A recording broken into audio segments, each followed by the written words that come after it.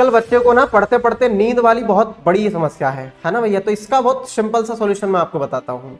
आप एक बार सोच के देखो कि यदि आपका सिलेक्शन होता है तो क्या आप अपने घर वालों की आंखों में खुशी के आंसू नहीं देखना चाहोगे? आप सोचो, जब आपका सिलेक्शन होगा तो आप उन लोगों की नजरों में अपने लिए सम्मान देखोगे जो लोग तुमसे बात करना पसंद नहीं करते हैं। और जब तुम खुद सफल होगे, अपने जीवन में सफलता आपको मिलेगी, तो तुम्हें खुद भी गर्व अपने ऊपर महसूस होगा। आप सोचो, नंबर 1 पॉइंट, अगर आपने सपना बड़ा देखा है तो बेटा मेहनत तो करनी पड़ेगी। आप सोच के देखो, अगर बिना मेहनत के फल मिलने लग जाए, सोचो आप अगर सभी को बिना मेहनत के अगर फल मिलने लग जाएगा, अगर कोई मेहनत ही नहीं करेगा, तो सोचो दुनिया के तो सारे लोग बिल्कुल टॉप पे रहेंगे। ऐसा कभी भी नहीं हो सकता। सफलता उसी को मिलेगी जो मेहनत करेगा, तो अपने को मेहनत करनी पड़ेगी, है ना। अब दूसरा पॉइंट ये है कि भाई देखो, अगर आप सपना देखोगे तो उसके लिए आपको बहुत ज्यादा परिश्रम करना पड़ेगा। मतलब कुल मिलाकर है कि मूल जो मंत्र अगर मैं आपके सामने बात करूं तो वो सफलता से ही मिलेगा, आप कुछ भी कर लीजिए। अगर मैं आपके सामने और आगे बात करूं तो जरा आप एक बार सोच के देखिए, क्या आपका सपना इतना छोटा है कि आप अपनी नींद के चक्कर में उसे बेच दोगे? क्या आपकी नींद इतनी बड़ी है आपके सपनों के सामने? क्या आप उस नींद के चक्कर में अपने सपने को ही बेच दोगे? मुझे नहीं लगता आप ऐसा करोगे। और यदि आपको नींद आ रही है तो ठंडे पानी से मुंह धो लो, क्या दिक्कत है? पढ़ना है, दौड़ते दौड़ते पढ़ो, चलते चलते पढ़ो, बैठते बैठते पढ़ो, लेकिन पढ़ना है। क्यों? क्योंकि याद रखना, अपने सपने से बड़ी आपकी नींद नहीं होनी चाहिए। नहीं तो सोचो आप क्या आगे चलकर भविष्य में आप अपने माता पिता को क्या जवाब दोगे? ये जवाब दोगे क्या कि मुझे नींद आ गई थी, इसके कारण मैं पढ़ नहीं पाया, तो मेरा सिलेक्शन नहीं हो पाया?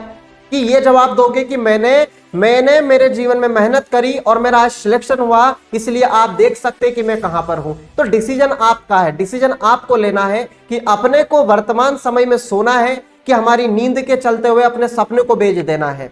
याद रखना, दुनिया की एक ही हकीकत है कि जो व्यक्ति निरंतर मेहनत करता है, और एक और चीज है, बच्चा क्या करता है, पढ़ाई को स्टार्ट करता है, ठीक है, पढ़ाई स्टार्ट करता है, दूसरे चौथे पांचवें दिन ही रिजल्ट देखना चाहता है। भाई ऐसा नहीं हो पाएगा।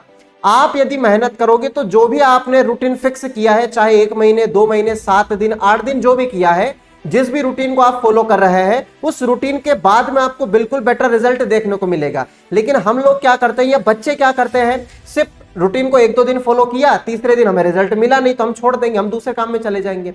याद रखो, अगर अपने को सफलता नहीं मिल रही है ना, तो रास्ता बदलो, तरीका बदलो, लेकिन अपनी मंजिल को मत बदलो। क्यों? क्योंकि याद रखना, समय है तो व्यक्ति के पास दिमाग नहीं होगा, और जब दिमाग आएगा तो समय निकल जाएगा। और जिस व्यक्ति के पास में बेटा दोनों चीज एक साथ में है, याद रखना दुनिया का सबसे बुद्धिमान प्राणी वही है। क्योंकि याद रखना, बाद में अफसोस नहीं होना चाहिए, ध्यान दीजिएगा इस बात को। इसलिए अभी नींद चैन को ध्यान में मत रखो।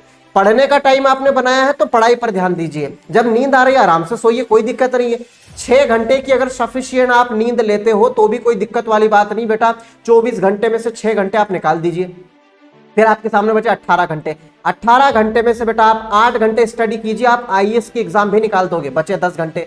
10 घंटे में से आप 2 घंटे इधर उधर जो भी आपको करना है, नहाना है, खाना जो भी कर सकते हैं, फिर भी बचे 8 घंटे। 8 घंटे में से आप 3 घंटे मान लीजिए कोचिंग चले गए, फिर 1 घंटे आपने फैमिली के साथ बिता लिया, उसके बाद भी तो टाइम है। लेकिन बेटा आज के जमाने में बच्चे एक बार इंस्टाग्राम को ओपन कर लेते हैं तो उनको पता ही नहीं चलता है कि कब 2 घंटे या 3 घंटे पास हो गए। बस इन्हीं चीजों से अपने को बचना है। भाई सोशल मीडिया हमारे लिए फायदेमंद भी है तो नुकसानमंद भी है, इस बात को ध्यान दीजिए। फायदा है कि हम हमेशा लेटेस्ट न्यूज़ों से जुड़े रहेंगे, हमें सारी चीजों के बारे में पता होगा। लेकिन नुकसान है कि हमने एक बार उसका पीछा पकड़ लिया तो हम उसे छोड़ना ही नहीं चाहते। तो ये नुकसान है कि नहीं है? तो इसको ध्यान रखना है। मैं आता हूं वापस मुद्दे के ऊपर, नींद वाली समस्या है। तो नींद का एक ही जी इलाज है बेटा कि जब आप पढ़ाई करने बैठो तो आपको कहां बैठना बेटा? कुर्सी टेबल लगाकर बैठना, कभी भी बिस्तर के ऊपर पढ़ाई नहीं करना है।